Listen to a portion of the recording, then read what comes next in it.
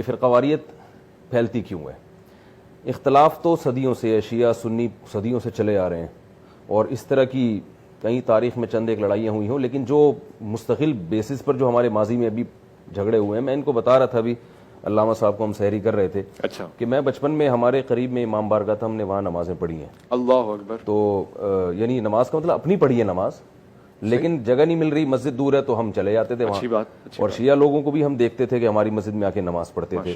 لیکن ایک دور ایسا آیا کہ اگر میں امام بارگاہ میں, یعنی جیسے مسجد دور ہے یا مجھے پتا ہے کہ نماز قضا ہو جائے گی تو چلو یہاں پڑھ لوں, تو ایک دور ایسا آیا کہ اگر میں ایسے جاؤں گا تو شاید کسی دہشت گردی کے کیس میں گرفتار کر لیا جائے. لیکن دیکھیں یہ صرف اتنا کافی نہیں ہے کہ ہمارے جذبات ہوں, کہ ابھی دونوں حضرات نے بات کی ہے, نظریاتی اختلافات تو ہیں اور وہ رہتے ہیں, وہ ختم نہیں ہوں گے. یہ ضروری نہیں ہے کہ میں آپ کے مسلک سے متفق ہوں, میں اپنے مسلک کا دفاع کروں گا, اور دلائل کی دنیا میں آپ کے مسلک کو غلط بھی قرار دے دوں گا, جیسا کہ ہمیشہ ہوتا رہتا ہے کہ بھئی آپ کی رائے یہ ہے لیکن دلائل کی دنیا میں میری رائے ہے. گڑبڑ وہاں ہوتی ہے جہاں پھڈے بازی کی نوبت آئے, تان و تشنی کی نوبت آئے, مار دھاڑ کی نوبت آئے, فتوے بازی کی نوبت آئے. لیکن یہ نوبت آتی کیوں ہے کہ جب بھی کوئی ایسا کام کیا جاتا ہے جس سے دوسرے کے جذبات مجروح ہو رہے ہوں, تو پھر انسان طیش میں آتا ہے. ابھی علامہ صاحب بتا رہے تھے کہ جو لوگ ہمارے بارے میں یہ کہتے ہیں کہ ہم 40 پاروں کو مانتے ہیں, تو مجھے ان لوگوں پہ ہنسی آتی ہے, ٹھیک ہے نا. تو جن لوگوں نے یہ دعویٰ کیا کہ سب شیعہ 40 پارے ہیں سب کے ہاں, تو انہوں نے بعض شیعوں کے جذبات کو آگ لگائی. انہوں نے کہا یار یہ ہمارے بارے میں کیسے کرتے ہیں, ظاہر ہے سب اس طرح نہیں ہوتے. تو اسی طرح جیسے یہ ابھی صحابہ کرام کا نام احترام سے لے رہے تھے, زید بن حارثہ رضی اللہ تعالیٰ عنہ کا نام بھی آیا, تو اسی طرح بعض شیعہ حضرات کی طرف سے بھی میں سمجھتا ہوں کوتاہی ہوئی ہے کہ سوشل میڈیا پہ ایسی تقریریں آئی ہیں, حضرت ابو بکر کو کھلے عام برا بلا کہا جا رہا ہے, حضرت عمر کو کھلے عام برا بلا کہا جا رہا ہے. تو ظاہر ہے اس سے اب اہل سنت کے تو ایمان کا حصہ, اہل بیت یقیناً ہمارے ایمان کا جز ہیں, لیکن ہم خلفائے راشدین کو بھی مانتے ہیں. تو اگر کوئی ایسی جذباتی تقریر آئے گی تو ان کو بھی کنٹرول کرنے کی ضرورت ہے. بھائی اس سے تو سنیوں میں آگ لگے گی. اب ٹیلی ویژن کے چینلز میں یہ چیزیں نہیں ہوتی, ایک کنٹرول ہوتا ہے, اس میں زیادہ تر لوگ بھی اس طرح کے بلائے جاتے ہیں جو ذرا معتدل ہوں. آپ جیسے یہ تو میں معتدل ہوں نہیں, تو آپ تمام آپ بھی بہتر جانتے ہیں. لیکن سوشل میڈیا ایک ایسی چیز ہے, فیس بک, واٹس ایپ اور جو یوٹیوب وغیرہ, اس میں تو جو بیٹھ کے جو چاہے تقریر کرے. تو میں نے خود بھی ایسی تقریریں سنی ہیں بعض شیعہ حضرات کی جو حضرت ابوبکر کو برا بلا کہہ رہے ہیں, حضرت عمر کو. تو ظاہر ہے پھر اگر ہم چاہیں گے کہ ایک دسترخوان پہ کھانا کھائیں, یہ بڑا مشکل ہو جائے گا جو اس قسم کی تقریریں سنیں گے. تو ایسے لوگوں کو ہر مسلک میں ایسے علماء کو آگے لانا چاہیے جو یہ سمجھتے ہیں کہ بھائی کس حد تک یعنی ہماری تقریر برداشت کی جا سکتی ہے, اور کون سی چیزیں ایسی ہیں جو بہت حساس ہیں, ان میں تو ایک قتل و غارت تک نوبت آ سکتی ہے. آپ دیکھیں نا اوس اور خزرج کی نبی صلی اللہ علیہ وسلم کے دور میں لڑائی ہوئی, وہ عصبیت اور لسانیت کی بات چل پڑی تھی. تو عرب میں یہ جو عصبیت بہت تھی, قبائل پر فخر, تو جیسے یہ بات ہوئی ہے تو دونوں طرف سے تلواریں نکل گئیں. تو آپ صلی اللہ علیہ وسلم نے اس جنگ کو ٹھنڈا کیا. تو بعض موضوعات اتنے خطرناک ہوتے ہیں کہ ان پہ کسی بھی طرف سے اگر بات چیت ہوگی تو وہ ایمان کا ایک, پھر وہ غیرت کا اپنا جو ہے نا وہ اس کو مسئلہ بنا لیا جاتا ہے, اور پھر اس پہ بڑا مشکل ہوتا ہے اتحاد. تو یعنی ضروری ہے کہ اگر آپ چاہتے ہیں ملک میں محبت کا ماحول پیدا ہو تو اہل بیت کا بھی احترام ہو اور دوسرے صحابہ کا بھی احترام نہ ہو, اور اگر احترام نہ ہو تو کم از کم توہین نہ ہو. کھلے عام ایسی تقریریں نہ ہوں جس سے جذبات کو آگ لگتی ہو. سوشل میڈیا کو کنٹرول کیا جائے, اور یہ ہر مسلک کے علماء کی ذمہ داری ہے, بڑوں کی, کہ وہ اپنے ماتحتوں کو کنٹرول کریں. ذمہ داری. میں بھی ان کے ساتھ بیٹھا ہوں, کچھ چیزیں میں نے ان سے بھی سنی تو میں حیران ہوا کہ اچھا ایسا بھی ہوتا ہے, ایسا بھی ہوتا ہے. مثال کے طور پر میرا ایک ذہن میں تھا کہ شیعہ حضرات کی مسجدیں نہیں ہوتی, تو انہوں نے بھی بتایا کہ امام بارگاہ کے اندر مسجد الگ ہوتی ہے, امام بارگاہ الگ ہوتا ہے. تو ٹھیک ہے, ہمارے مذہب میں امام بارگاہ نہیں ہے, لیکن اتنی تو ایک بیٹھ کے ایک بات سامنے آئی کہ امام بارگاہ مسجد سے الگ ہے. اور انہوں نے بتایا کہ چونکہ جو عورتیں مینسز میں ہوں وہ مسجد نہیں جا سکتی, تو ان کے لیے پھر امام بارگاہ بنائی گئی. مسجد اس سے بالکل ایک اس کے الگ ہوتی ہے. تو ایک کانسیپٹ کلیئر ہوا کہ اچھا ایسا ہوتا ہے, ہم تو سمجھتے تھے ایسا نہیں ہے. انہوں نے بتایا کہ 40 پارے نہیں ہوتے بھائی, ساری دنیا 30 مانتی ہے. تو ایسے ہی حضرت ابو بکر, حضرت عمر, حضرت عثمان, یہ بھی ہمارے خلفائے راشدین میں سے ہیں, اور جتنے صحابہ ہیں, امی عائشہ رضی اللہ تعالی عنہا, ان کی برات تو قرآن مجید میں نازل ہوئی ہے. تو اس قسم کی تقریریں اگر کوئی کر رہا ہے شیعہ حضرات میں تو اس کو تھوڑا سا کنٹرول کرنا چاہیے کہ بھائی یہ مسئلہ ایسا ہے جس پہ اہل سنت بہت جذبات میں آتے ہیں, تو اس سے ملک کا امن خراب ہوگا. دونوں طرف ضرورت ہے, اگر ہمارے ہاں کوئی ایسی تقریریں کر رہا ہے جو ایسے الزامات لگائے جا رہے ہیں جو نہیں ہیں, جو شیعہ حضرات میں وہ چیزیں نہیں ہیں, تو ہمارے حضرات کی ذمہ داری ہے کہ اس کو کنٹرول کریں. یہ آپ نے بغیر تحقیق کے کیسے الزام لگائے. اور 4 آدمیوں کو دیکھ کے, جیسے دیکھ کے چاول ہوتے ہیں نا, 2-4 چاول چیک کر کے پوری دیکھ پر حکم لگا دیا جاتا ہے.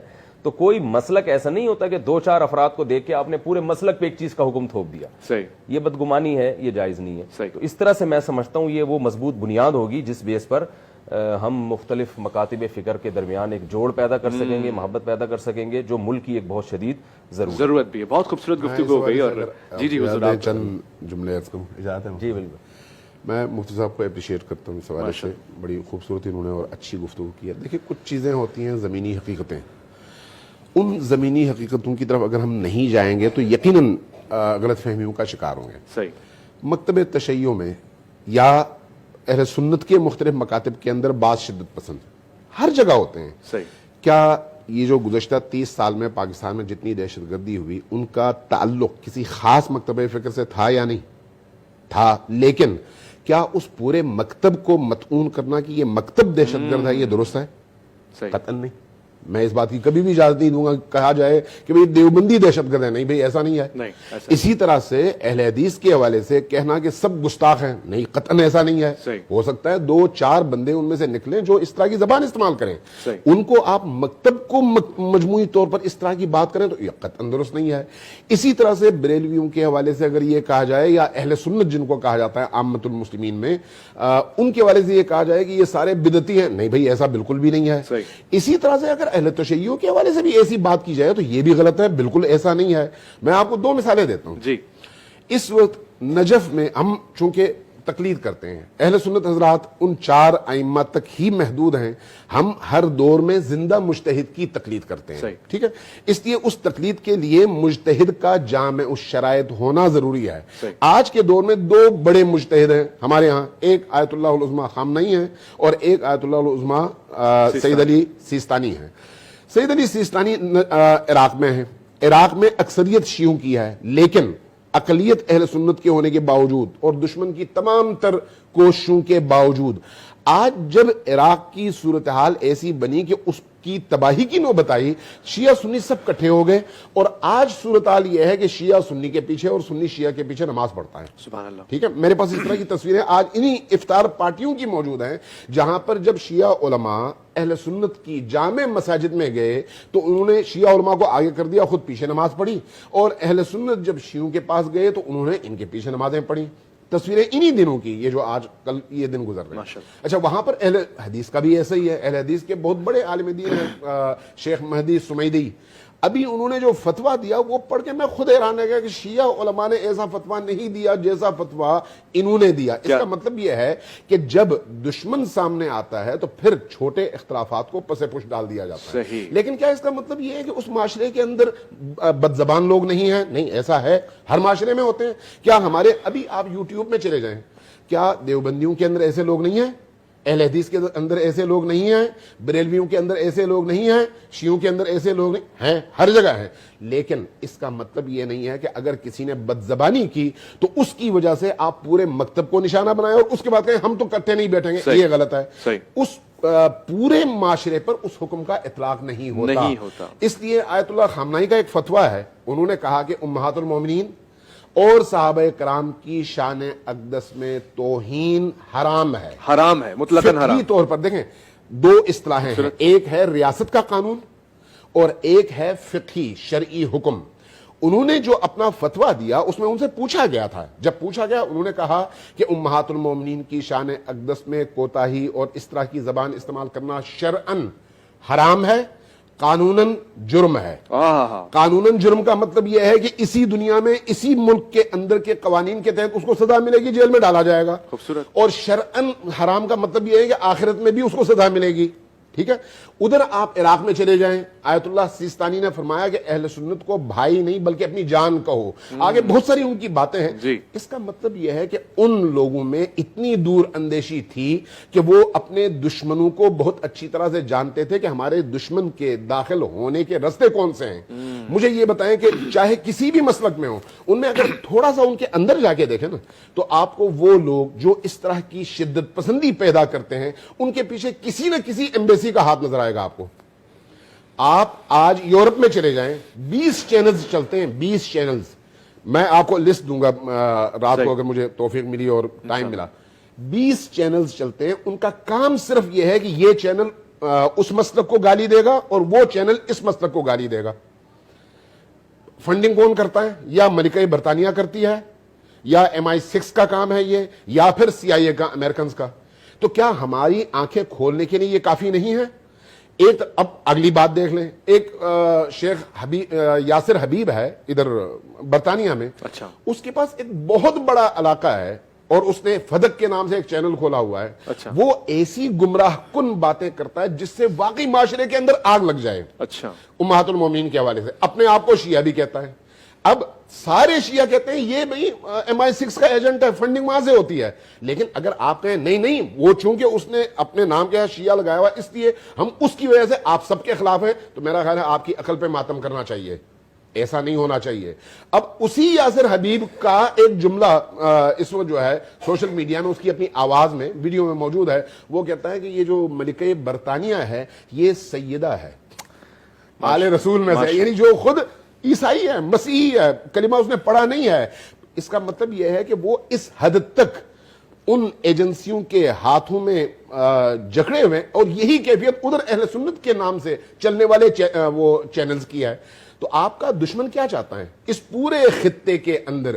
اسی نام سے آپ کو لڑانا. جی, پہلے وہ بریلوی دیوبندی لڑائے گا, جی, پھر وہابی بریلوی لڑائے گا, پھر شیعہ سنی لڑائے گا. ماضی کی تاریخ آپ کو اسی سے بھرپور ملتی ہے. کیا یہ چیزیں عقل کو کھولنے کے لیے کافی نہیں ہیں کہ اس کے پیچھے جو ذہن کار فرما ہے وہ آپ کے ملک کا بھی دشمن ہے اور آپ کے عقائد اور آپ کے نظریات کا بھی دشمن ہے.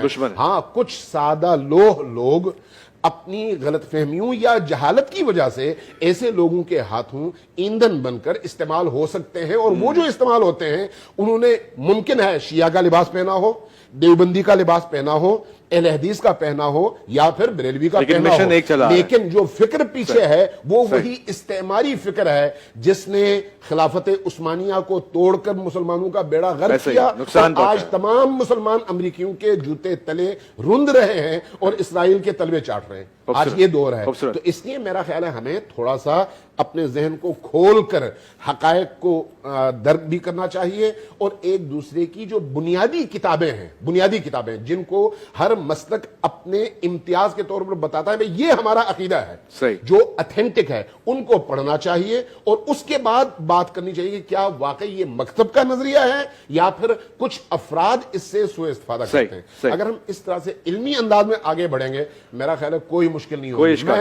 ہم یہاں پر دیکھیں, ہمارے ہاں بھی شدت پسندی کم تو نہیں ہے, لیکن ہم بڑی آسانی کے ساتھ اپنی محفلوں میں جو بات کرتے ہیں وہی بات ٹی وی کے سٹیج پر بھی کرتے ہیں, اور جب اپنی مسجدوں میں, ممبر پہ, امام بارگاہوں میں جاتے ہیں وہیں پر بھی یہی بات کرتے ہیں. ہمیں کوئی پریشانی نہیں ہوتی. ہم جب اہل سنت کے پیچھے نماز پڑھتے ہیں تو یہ کہہ کر پڑھتے ہیں کہ بھئی ہمیں حکم یہ ہے کہ ہر صورت میں یہ کام کرو تاکہ دشمن کی سازشوں کو آپ ناکام کر سکیں.